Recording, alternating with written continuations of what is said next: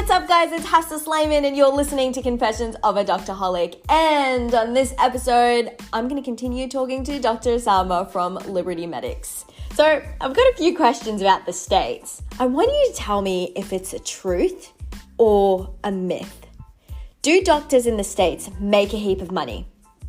Do you get work-life balance? If a patient cannot afford treatment and it's not in the ER, do you send them off? In terms of those misconceptions, so actually all three of the things you mentioned, so questions about doctor salaries, questions about work-life balance, and about the difference between, public/private healthcare systems, and asking about, whether a patient might get turned away if they don't have insurance. I know those are topics that a lot of people are interested in, and I think people may be kind of surprised by some of the answers that they hear. So we have free videos available on our website, specifically from the course that have been made available to preview, and they're like 10 to 15 minutes long, some of them 20 minutes long, answering these specific questions. So in a conversation between myself and Ali Abdal, who's a friend of mine who I'm working on this project with, and we talk about these exact issues, about whether or not it's true that doctors make a lot of money. Spoiler alert, it is true. And whether or not the work-life balance is good in the US, which again, spoiler alert, but it depends. It's very much up to you in the US. There's a lot more flexibility in terms of the settings in which you can practice in the US. So it really is dictated by what your priorities are, how much of a work-life balance you're able to have. And then finally, that question about whether patients get turned away who don't have insurance, that's definitely not true from my experience. In an inpatient hospital setting, especially as a doctor, you really do not know who is kind of a rich patient or who isn't a rich patient. So you really don't know in an inpatient hospital setting who is or isn't a rich patient. They all get treated the same. And I know because I did my year of medicine in the hospital, and we had a patient who was in the ICU for like 52 days, had an ICU bed, and you know how expensive those are.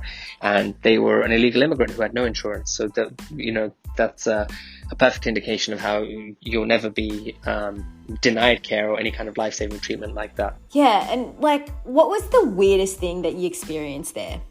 The weirdest thing I experienced in the States? I've seen some pretty weird things on the streets of New York, but as an overall, I think something which was quite weird for me when I first moved here, especially, was again just how friendly people are, and that's definitely not the reputation that New York has. But I remember just walking down the street when I first came on a clinical elective in the US, and so many people were saying, "Oh, hi, how's it going? Good morning" to me, that I was genuinely looking around confused, like what is going on today? Am I wearing something different today? Am I smiling? Am I sending some weird messages? Just because people were so friendly and everyone just wanted to make some kind of small talk. So that was something that I definitely found weird when I first moved, but you find that you internalize it pretty quickly. So I went from being a cynical British person giving people a strange look every time they said good morning to being that person who walks down the street saying good morning to everyone. So, and I don't think that's a bad thing necessarily. So that's something which I found weird moving to the US. Do you reckon that you'll ever return to the UK, and what's involved in that process? I don't think I would ever return to the UK to practice medicine. So during my working life, I don't ever plan to return to the UK.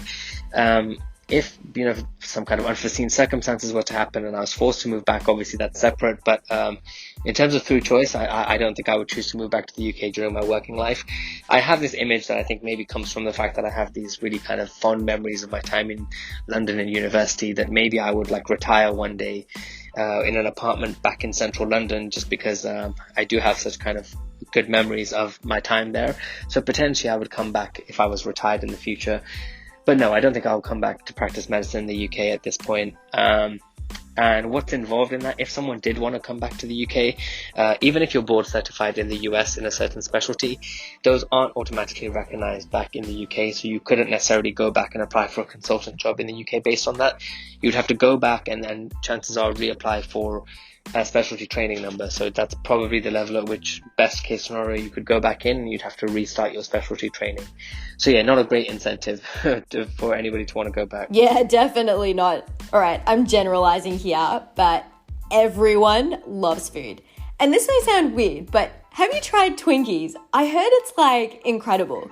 So I have not tried Twinkies. I do remember seeing them like come up on movies and things, so it's on my list. But I don't know whether they have gelatin in or something. I don't know. Maybe this is my like Muslim side taking over and being overly tentative about things. But I feel like they probably have like marshmallow and gelatin in or something. But if not, I will definitely look into that and get back to you. Also, another weird thing. I heard that you have to tip heaps more in America. Is that true? I mean, how different is the food there? You do have to tip a lot in the US, which is one of my least favorite things about being here. So like the food prices are as expensive as London, if not more expensive anyway, when you go out to eat at a restaurant. And then you order everything off the menu and the bill comes to like, say, $50. And then not only do they add the tip in, but they also add the tax separately. And it drives me crazy because it's not like the tax is optional. Like there's no way you're not going to pay that tax. So why not just put it on the price in the menu? Yeah, I totally agree. Just tell me how expensive the food really is. It's a way of like tricking you into thinking the food is cheaper. So then in the end, even if you pay $50 for a meal, by the time the tax and tip has been added on, it's like much closer to $70. So it is really, really expensive and really annoying, the tipping culture. And I mean, I understand even in restaurants, you can kind of get yourself to understand it if a person has served you nicely and been really courteous for the last like hour of call. But even if you order like a coffee in a coffee shop and all they've done is literally take your order, they will spin the iPad towards you where you do the payment and it will say there like tip. And I'm just like, bro, no, what do you mean tip? Like you all you did was literally take my order, press a button, and then turn the screen towards me saying tip. So yeah, that was an unpleasant surprise when I moved here, and I still haven't gotten used to it. I'm still a little bit salty about that whole process, but maybe with time I will get over it. What's your biggest advice for UK students wanting to apply to the US? So my biggest advice for medical students or doctors in the UK who want to apply to the US is think very carefully about what your reasons are for wanting to do it and whether or not those are good reasons. So we dedicate a huge amount of time at the beginning of our course specifically pursuing this question. So what are the pros and cons of a medical career in the US? And I want people not to just go off hearsay, not to just, think about some of the stereotypes they've heard, but I want people to have the actual knowledge base to be able to understand what the pros and the cons are. So Liberty Medics and our company is not here to try to persuade anybody to move to the US. We have no vested interest. We don't get any extra commission from someone actually deciding to move to the US. All we want to do is help people make an informed decision. So if by the end of the course or, having gone through the first half of the course, people decide, oh, actually, these aren't really what I expected in terms of the pros and cons, and that does actually sound pretty bad, and I've decided I don't want to move to the US. For me, that's a huge win because we have just saved people years of effort and money by telling them very early on that their reasons for moving to the US weren't necessarily based in fact and weren't good reasons. So I think the most important thing is get that part straight first. What are the pros and cons of moving to the US, and is this something that you genuinely want to do in your future career? Once you've reached that point, so once you have that motivation, once you have that clear idea of the reasons why you want to do this in your future, the rest of it is academic. The rest of it falls into place. So you can get through any amount of torture as long as you have a reason for why you're doing what you're doing. So if you have a reason for moving to the US that is compelling for you, you'll get through the STEP exams, you'll get through your electives, you'll get your letters of recommendation, and you will match in residency after an extensive interview trail, and that'll be fine because you've always had that burning desire and that motivation. So I think that's my biggest piece of advice to people. Don't worry so much about the mechanics of, what each part of the process is going to be like. We can give you those instructions on what each of those steps are going to be like. Thousands of students do it every year. There's no reason why you can't do it.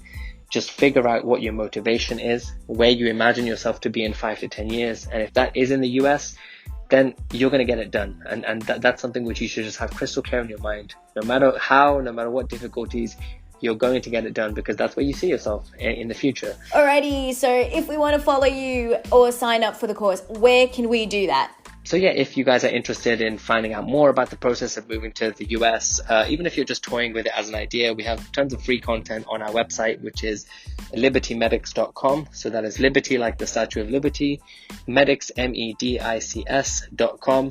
So feel free to check that out. We have free articles, we have a bunch of free preview videos from our course, and also our Instagram page is at Liberty Medics. So check that out for kind of regular posts and story updates and Q&A sessions and things like that. So yeah, I would encourage any of you guys to check out our website, which is where you can sign up for the course, which is called How to Make It in America. And otherwise, even if you have no intention of signing up for the course, at least go out there and check out some of the free articles where I go into a bit more detail about some of the answers I've given in this podcast so far. I know you're super busy, so thank you so much for coming on and explaining all of that. And I reckon I'll definitely check out some of that content. Yeah, Hafsa, thank you so much for having me on. And hopefully, if there's any listeners out there who are remotely interested in practicing medicine in the US in the future, this will have shown them kind of a little insight into what that can be like. And they'll now know that, Liberty Medics are out there if they ever want any more information. Thank you so much.